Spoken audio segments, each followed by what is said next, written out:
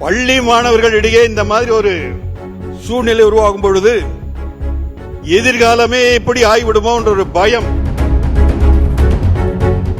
எதிர்காலத்தில் இது போன்ற ஒரு நிகழ்வு வந்துவிடக் கூடாது என்ற ஒரு கண்டிக்க தகுந்த பெரிய ஒரு தண்டனையை கொடுத்து எதிர்காலத்தில் இந்த மாதிரி நிலை வரக்கூடாது.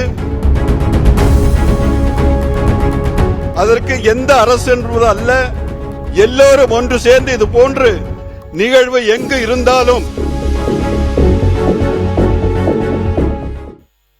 கல்வி கூடம் என்பது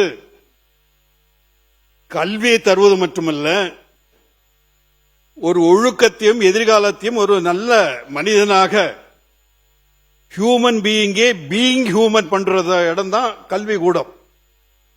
ஆனா இன்னைக்கு தமிழகத்தில் கல்வியில் சிறந்த தமிழ்நாடு என்று நாம் போற்றுகின்ற நிலையில் பள்ளி மாணவர்களிடையே இந்த மாதிரி ஒரு சூழ்நிலை உருவாகும் பொழுது எதிர்காலமே எப்படி ஆகிவிடுமோ என்ற ஒரு பயம்.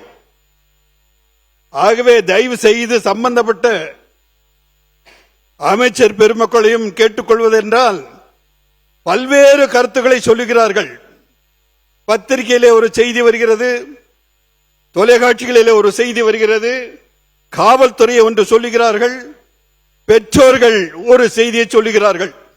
இதில் எது உண்மை என்பதே புரிந்து கொள்ள முடியவில்லை. ஆகவே அவர்களுடைய பாதுகாப்புக்காக சொல்லப்படுகின்றதை கவனமாக ஆராய்ந்து காவல்துறை இதில் முக்கிய பங்கு எடுத்து எந்தவித இடர்பாடும் இல்லாமல் நடுநிலைமை வகித்து எதிர்காலத்தில் இது போன்ற ஒரு நிகழ்வு வந்துவிடக் கூடாது என்ற ஒரு கண்டிக்க தகுந்த பெரிய ஒரு தண்டனையை கொடுத்து எதிர்காலத்தில் இந்த மாதிரி நிலை வரக்கூடாது. தமிழகத்தில் இந்த மாதிரி சூழ்நிலை வந்தது என்ற ஒரு நமக்கு ஒரு மரியாதை குறைவான சூழ்நிலையை நாம் எல்லோரும் சேர்ந்து உருவாக்கிவிட வேண்டாம். அதற்கு எந்த அரசு என்பது அல்ல, எல்லோரும் ஒன்று சேர்ந்து இது போன்று நிகழ்வு எங்கு இருந்தாலும் சம்பந்தப்பட்டவர்களுக்கு காவல்துறைக்கு நமது பதிவை சொல்லி இது எதிர்காலத்தில் நடக்காமல் இருப்பதற்கு நாம் உதவி செய்ய வேண்டும் என்பதை கூறி எங்களுடைய பாரதிய ஜனதா கட்சியின் சார்பாக இந்த கவன ஈர்ப்பு தீர்மானத்தை விவாதித்து எதிர்காலத்தில் இது போன்ற செயல்கள் வராமல் தடுக்க வேண்டும் என்று கேட்டுக்கொள்கின்றேன் பேரவைத் தலைவர் அவர்களே.